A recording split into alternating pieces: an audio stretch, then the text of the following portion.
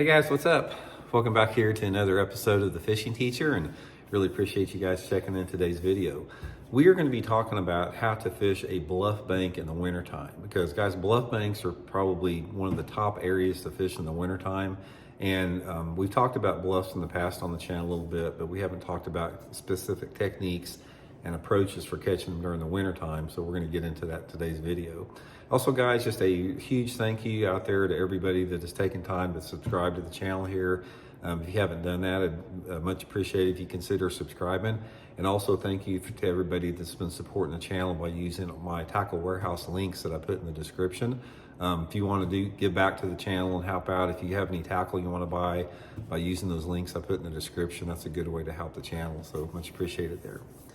Okay guys, bluffs, man. Bluffs are top bass structure in the wintertime of the year. One of the things you'll find out about bass fishing in the wintertime is that bass prefer something vertical in the wintertime. They don't really prefer the long, flatter, gradual tapering stuff like they do different times of the year.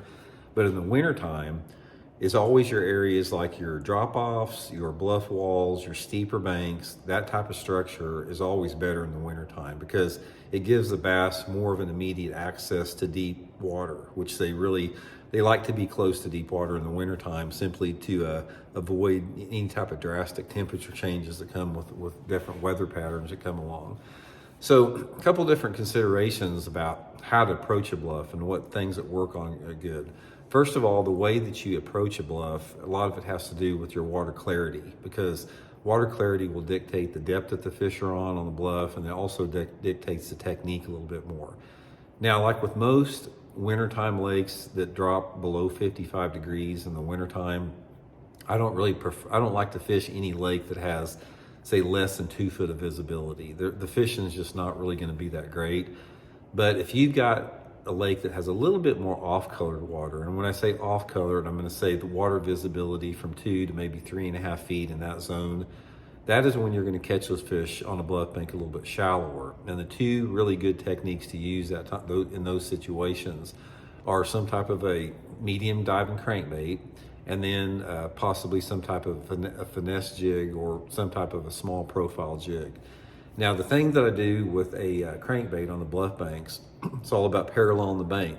And I'm looking for those fish, if that water visibility is sort of in that 2 to 3.5 foot range, I'm looking for those fish to be in less than 10 foot of water for sure. So I'm going to be using some type of a medium running crankbait, like say a storm wigglewort or a megabass, Z2, or something that'll go down there less than 10 feet. Specifically, it's that 5 to 7 foot range is going to be really good. In some type of a shad pattern or crawdad pattern. Now, if it's a dark day, if it's cloudy, overcast, I usually use a crawdad pattern. And if it's a brighter day where you got some sun out, not much wind, you're going to catch more on the shad pattern on those things. And with the finesse jig, I'm usually using some type of lighter, small profile finesse jig, something like a 5/16 ounce. I do like some type of a twin tail trailer on it. And basically just pitching that bluff up at a 45-degree angle to the bluff walls, let it hit the bluff ball and just start working it down the drop. Again, trying to keep it in less than 10 foot of water. Really good way to catch them there.